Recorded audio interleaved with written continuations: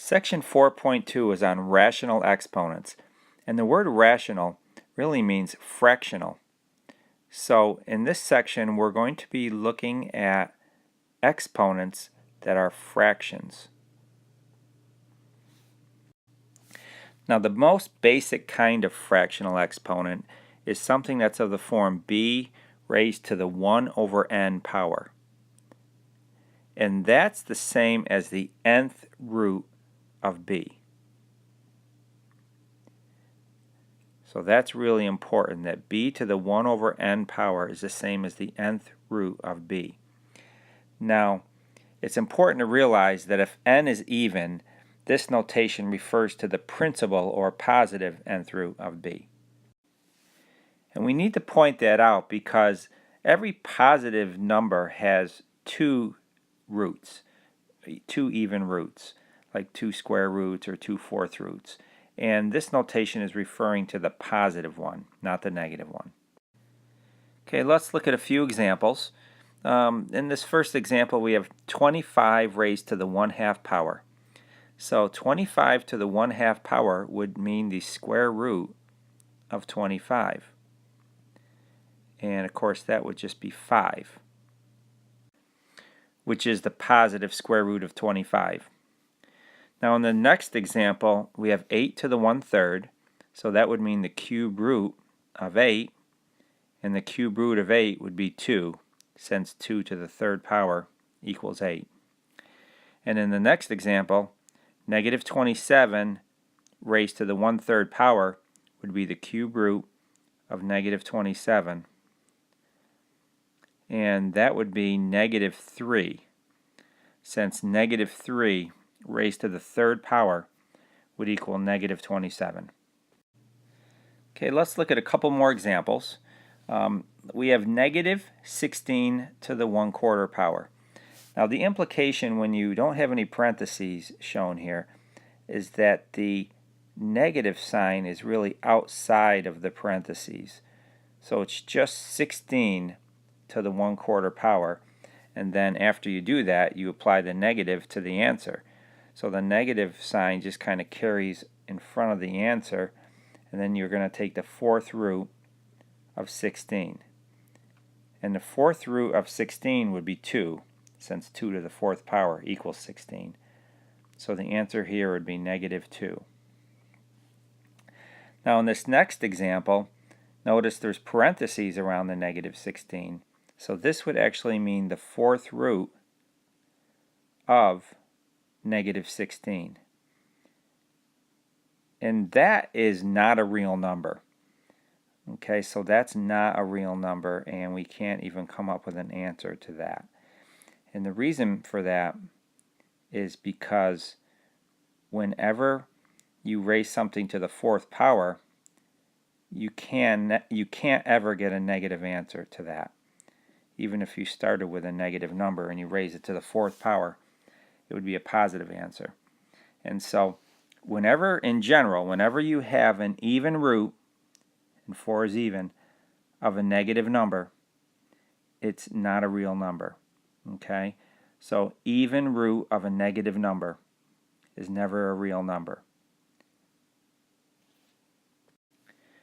Okay, next I'd like to go over a little bit more general type of a fractional exponent, where there could be a numerator as well as a denominator. So you have b to the m over n power. And you really want to view this as a combination of two steps. It's really, you're taking the nth root of b, so the denominator really tells you which root you're taking. And that's kind of the same as before when we had 1 over n, it was the nth root. But you're also raising to a power, and the numerator really tells you what the power is. So it's a combination of taking an nth root and raising to the mth power. And you can do it in either order. So you can take the nth root of b first and get that answer, and then take that answer and raise that to the mth power. Or you could take b and raise it to the mth power first, and then take the nth root of that answer. And the interesting thing is you'll get the same answer regardless of which way you do this. These come out to be the same answer. So you can do it either way. I usually tend to do it this first way just because when you take the nth root of the number, usually you get a smaller answer, and then it's easier to then raise that to the power. But either way produces the same result. So let's look at a few examples of this. Okay, so in this first example we have 8 to the 5/3 power.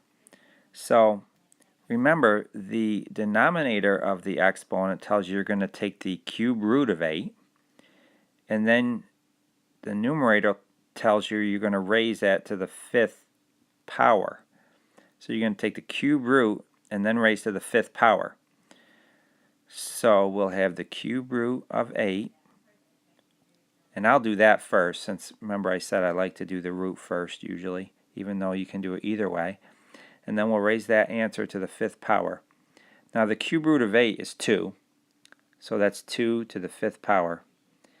And 2 times 2 times 2 times 2 times 2 would be 32.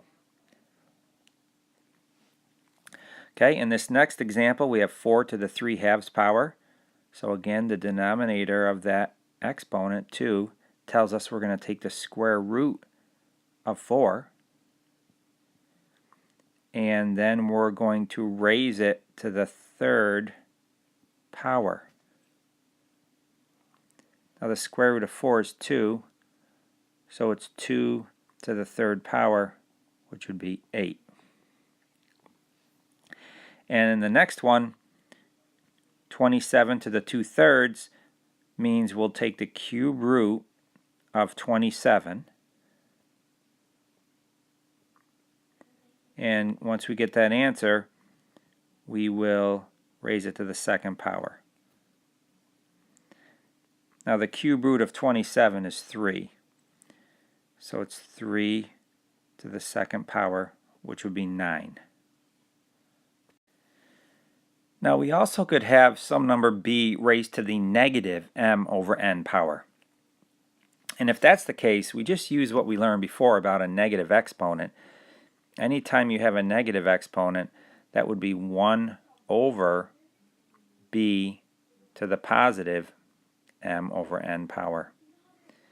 And then once you rewrite it that way, then you'd still do the same thing. You would take the nth root and then raise it to the mth power, but it would just be 1 over that. So for example, let's say we had 25 to the negative 3 over 2 power. Well, the first thing would be to rewrite that as 1 over 25 to the positive 3/2 power. Okay, and then we'll have 1 over, and we'll take the square root of 25 and then cube that answer. Now the square root of 25 is 5, so it would be 1 over 5 cubed, and 5 times 5 times 5 is 125, so the answer would be 1 over 125. Now in the last section we went over properties of exponents, and all of those properties that we learned in the last section still apply now even when the exponents are fractional. So we can still do all the same sort of things to simplify expressions down as we did before. The only difference is now the exponents can be fractional, whereas before they weren't. So take this example. What we want to do is simplify this as much as possible. So we're going to combine our like bases. So we have b to the negative 4/3 times b to the negative 2/3, and we'll add the two exponents together in that situation. So that would be b to the negative 6/3. When you add that, Now that's actually b to the negative 2, so I'll simplify that further in a minute. And then for the c's, we'll do the same thing. Since we're multiplying like bases, we'll add the exponents. So we have 1/2 plus a negative 3/2. So 1 minus 3 would be negative 2. So it would be negative 2/2. And again, if we just simplify those down a little bit, that's equal to b to the negative 2 power times c to the negative 1 power.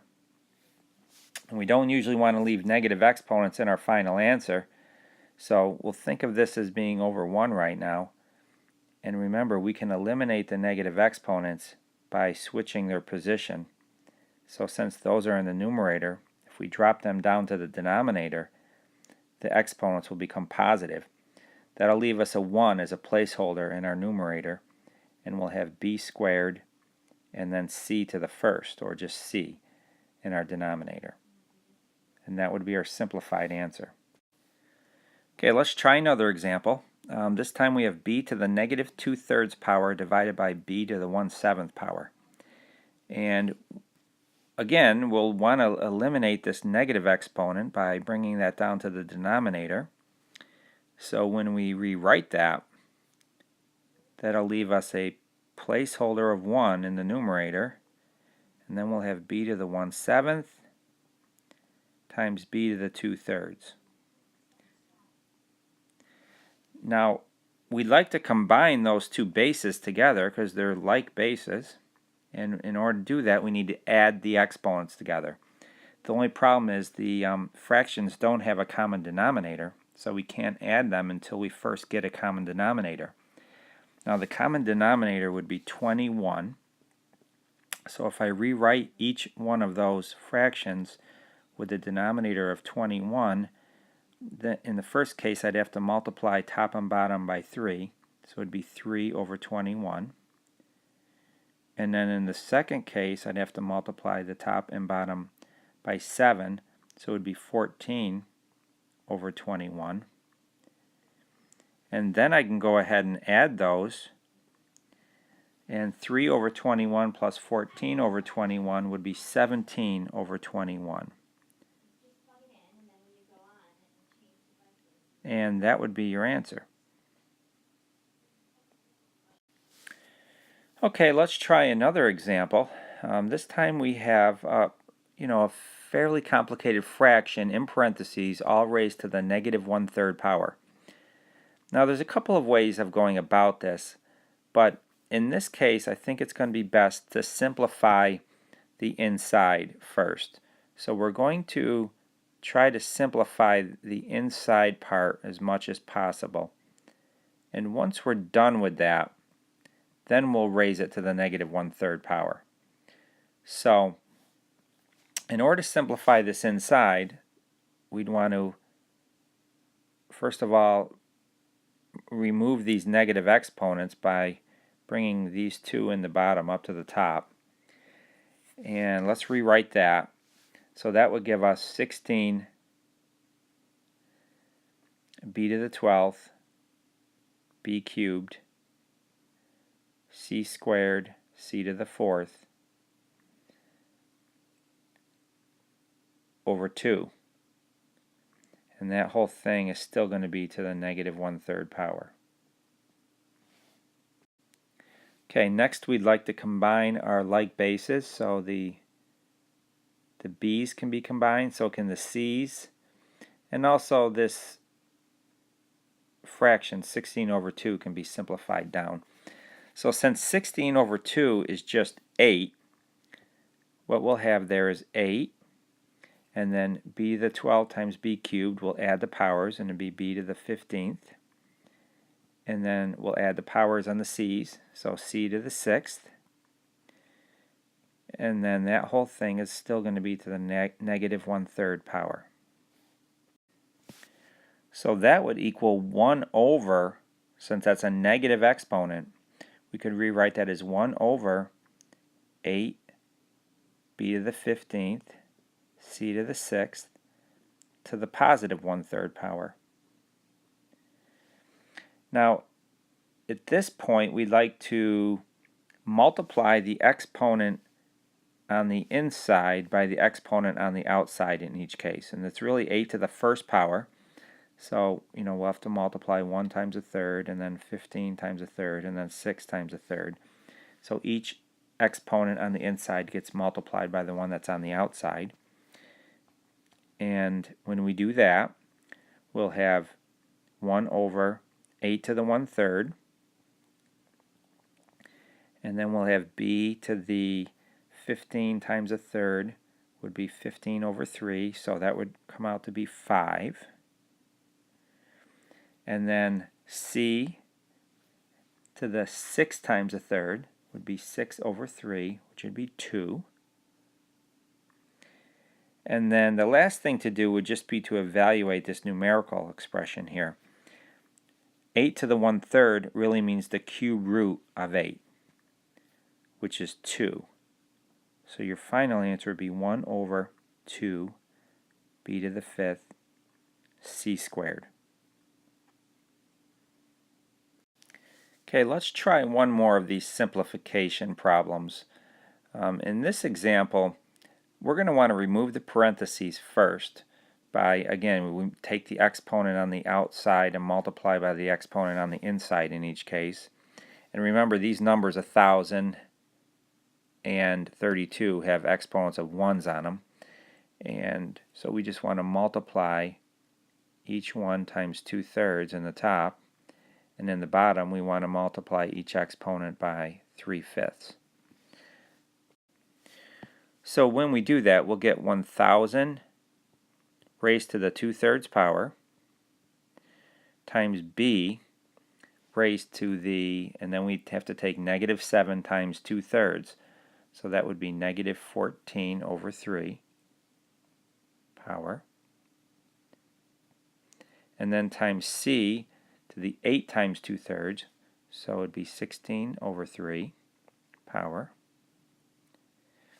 And then in the denominator, we'll have 32 to the 3/5 times b to the 15 times 3/5. So 15 times 3 is 45. So it would be 45 over 5.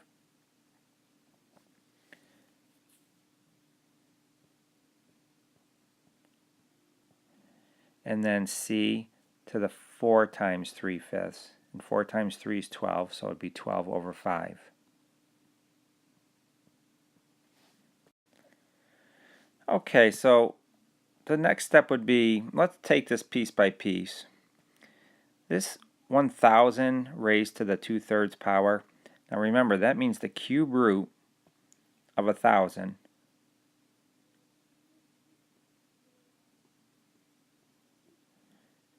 squared. And next we'll take this b to the -14 over 3 power down to the bottom to make the exponent positive. And then we'll still have that c to the 16/3 power in the numerator. And then in the denominator, we're going to have 32 to the 3/5. Now that means the 5th root of 32 raised to the 3rd power. And then we're going to have b to the 45 divided by 5 is the 9th power. And then we have b to the 14/3 power. And then c to the 12 over 5 power. So if we just keep breaking this down, let's start with this part. Now the cube root of 1,000 would be 10, and 10 squared would equal 100. So that will come out to be 100. Let me put my fraction bar in here. I'm going to jump down to this one in the bottom here. The 5th root of 32 is 2, and 2 cubed would be 8. So we're going to have an 8 there in the denominator. Now, there's a couple more things to combine. We want to combine the b's, and we'll add those exponents since they're being multiplied in the denominator. And we also want to combine the c's. There we're going to have to subtract the two exponents. Now, we're going to need common denominators to both add and subtract the exponents. So let's start with the b's. Now in the b's, the common denominator would be 3. So we could rewrite that as b to the 27 over 3 times b to the 14 over 3. And 27 plus 14 would be 37, 41 over 3.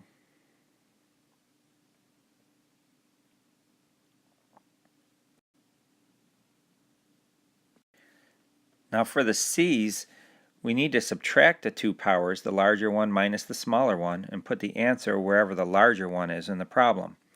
So we're going to need a common denominator there as well.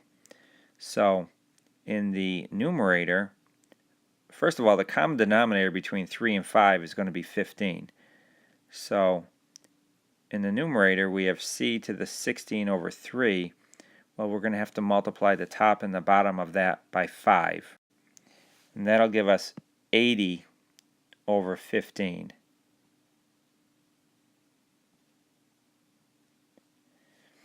And then in the denominator, we'll have to multiply the top and the bottom by 3. So 12 times 3 is 36 over 15. So clearly the larger power is in the numerator. So we'll take 80 over 15 minus 36 over 15. And the answer to that is 44 over 15. And we're going to place that answer in the numerator where the larger power was in the problem.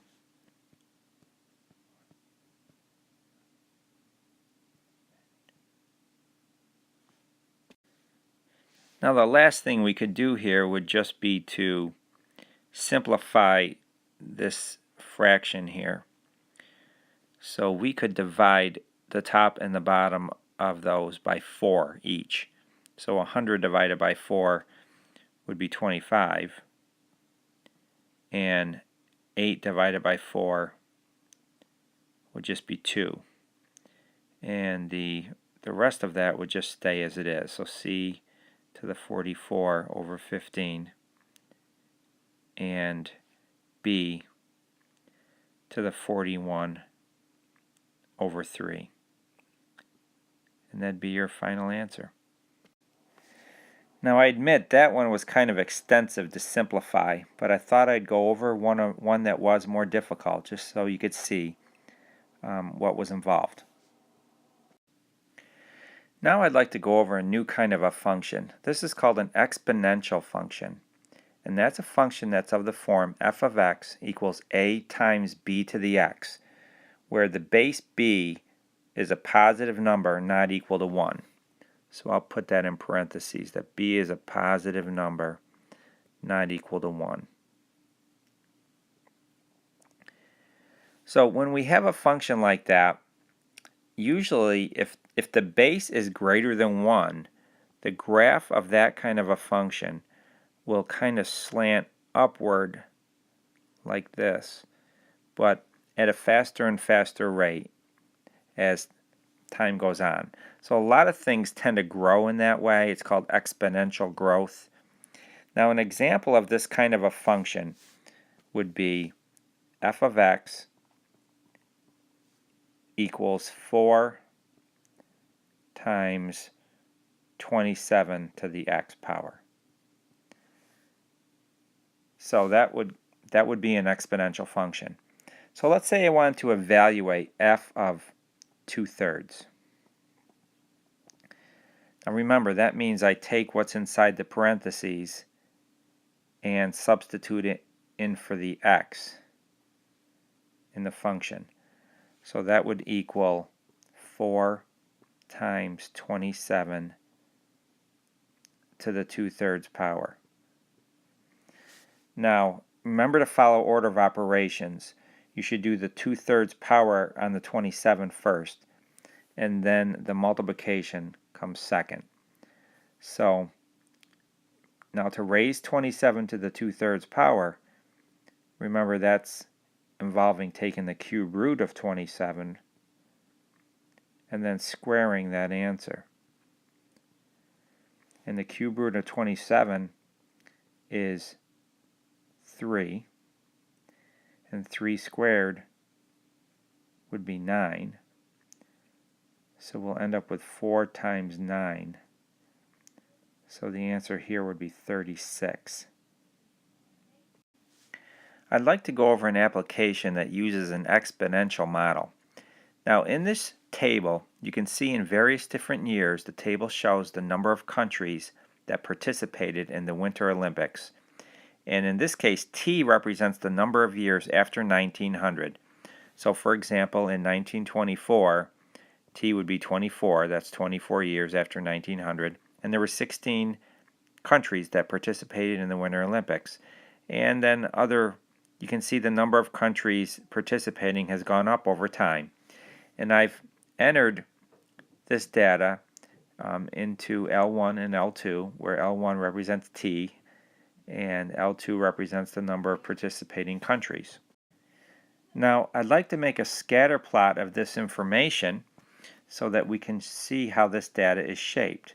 So I'll do second and then y equals, and then hit enter on plot 1, and I'll make sure it's turned on and that it's set to do a scatter plot of L1 and L2 with that mark, and then I'll just do zoom, and then number 9 is the zoom stat, and that will give us the scatter plot for this information.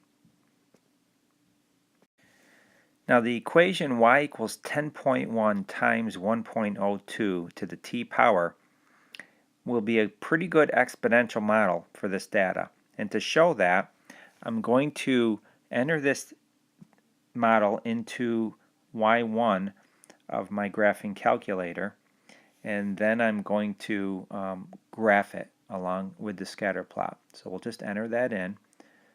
So 10.1 times 1.02 raised to the x power, and then just hit graph, and that should graph that right through the scatter plot.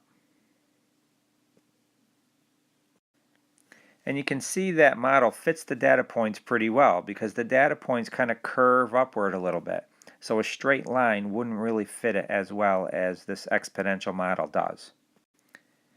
Now the problem that we want to solve is we want to estimate the year in which 42 countries participated in the Winter Olympics. Now since we're given that 42 countries participated, that's really the y value of 42. So we really have a y of 42. So we'd plug 42 in for y on the left side of the equation. And that would give us the following equation. Now there are ways of solving an equation like this when t is in the exponent, but we haven't learned it yet, and it actually involves logarithms. So we're going to do this graphically. And the way to solve an equation graphically, and we've talked about this before, is we put one side of the equation into y1 and the other side of the equation into y2, and then find where they intersect.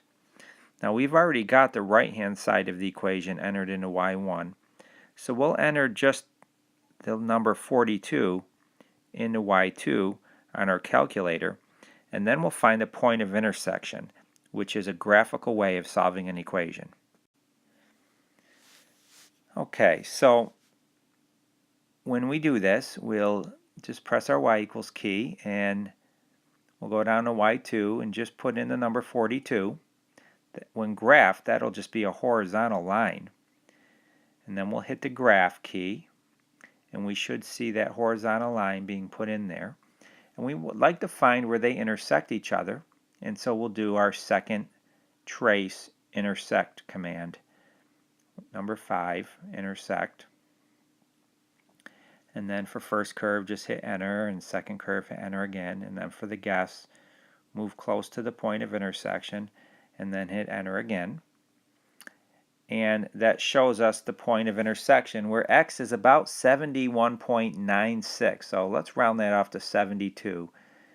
And we see that the y value is 42, meaning 42 countries participated. So the answer is that t would be about 72. So t would be about 72. And remember, that's 72 years after 1900. So that would be 1972.